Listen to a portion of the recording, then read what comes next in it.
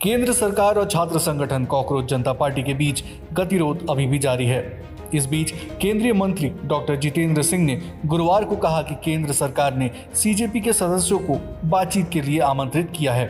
उन्होंने बताया कि सरकार अब तक छात्र संगठन को बातचीत के लिए 4 औपचारिक प्रस्ताव भेज चुकी है और किसी भी समय चर्चा के लिए तैयार है।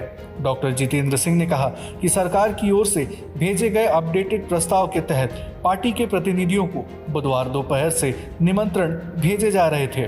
उन्होंने स्पष्ट किया कि सरकार छात्र संगठन की सुविधा के अनुसार सभी मुद्दों पर बातचीत करने के लिए तैयार है।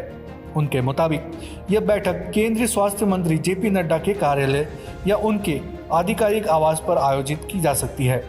केंद्रीय मंत्री ने कहा कि सरकार इस बातचीत को किसी प्रतिष्ठा या सम्मान का मुद्दा नहीं बनाना चाहती। उन्होंने कहा कि केंद्रीय स्वास्थ्य मंत्री जेपी नड्डा और वह स्वयं बातचीत के लिए मौजूद रहेंगे। उनका कहना था कि चरणबद्ध तरीके से संवाद के जरिए सभी मुद्दों का समाधान निकालने की कोशिश की जाएगी। डॉक्टर जितेंद्र सिंह ने कहा कि हम अपनी प्रतिष्ठा या सम्मान को बीच में नहीं लाएंगे।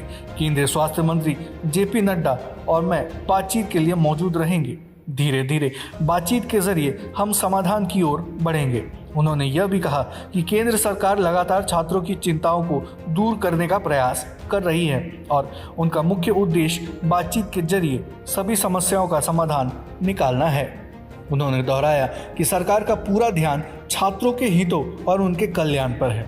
उनका कहना था कि सरकार किसी भी सकारात्मक पहल के लिए तैयार है और बातचीत के माध्यम से ही आगे का रास्ता निकालना चाहती है।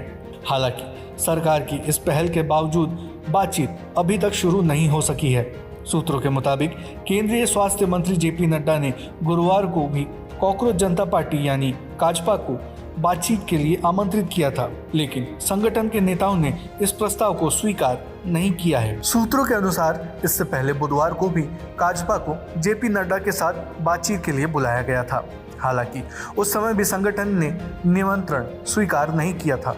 संगठन का कहना था कि वह सरकार से बातचीत के लिए तैयार है, लेकिन यह बैठक किसी सरकारी कार्यालय या सरकारी आवास पर नहीं बल्कि किसी ऐसे स्थान पर होनी चाहिए जो कि न्यूट्रल हो। यानी एक और केंद्र सरकार लगातार बातचीत के जरिए समाधान निकालने की बात कर रही है, वहीं दूसरी ओर छात्र संगठन बातचीत